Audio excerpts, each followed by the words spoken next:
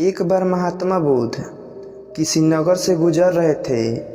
बुद्ध की नज़र एक कपड़े के व्यापारी पर पड़ी जो दुखी और हताश दिखाई दे रहा था।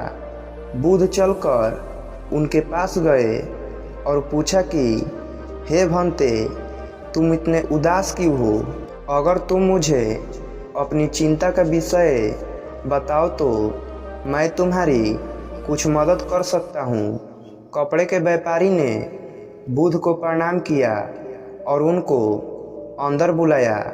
उस व्यापारी ने कहा कि जब से मेरी पत्नी की मृत्यु हुई है तब से मेरे घर पर मेरे छोटे बेटे की देखभाल करने वाला कोई नहीं है, इसलिए मैं हमेशा इसको अपनी दुकान पर लेकर आ जाता हूँ। लेकिन मेरी दुकान पर आने वाले हर ग्राहक की पगड़ी को उछाल कर फेंक देता है। कभी कभी उनका झोला उठाकर बाहर फेंक देता है। मैंने इसको बहुत समझाया, डांटा, लेकिन यह नहीं समझा। इसकी इस हरकतों की वजह से मेरे सारे ग्राहक खुद को अपमानित मानकर वापस चले जाते हैं। बुद्ध बोले, मैं तुम्हारी सहायता कर सकता हूँ, पर तुम मुझे वचन दो कि मैं जो भी करूँगा तुम उसमें दखलंदाजी नहीं करोगे, ना ही कोई प्रश्न करोगे। व्यापारी बुद्ध को वचन दे देता है। अगले दिन बुद्ध एक पगड़ी पहनकर आए और एक ग्राहक की भांति आकर बैठ गए। व्यापारी का बेटा आया और बुद्ध की पगड़ी को उछाल दिया। महात्मा बुद्ध मुस्कुराए और कहे, बहुत अच्छा, जाओ उस पगड़ी को वापस लेकर आओ।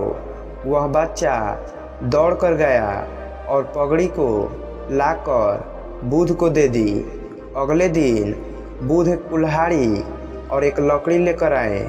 उस लड़के ने फिर से उस पगड़ी को उछाल दी। बुद्ध ने उस लड़के को कुल्हाड़ी और लकड़ी दे दी और कहा, जाओ इस लकड़ी को काटो। व्यापारी को थोड़ा सा डर लग रहा था कि कहीं उसके लड़के को चोट नहीं आ जाए, लेकिन उसको अपना वचन याद था। 7 दिन तक महात्मा बुद्ध कोई ना कोई नया काम लेकर आते और उस लड़के से करवाते। शीघ्र ही वह लड़का भूल गया कि उसको किसी की पगड़ी उछालनी है। यह देखकर व्यापारी बहुत खुश हुआ और बुद्ध को धन्यवाद दिया।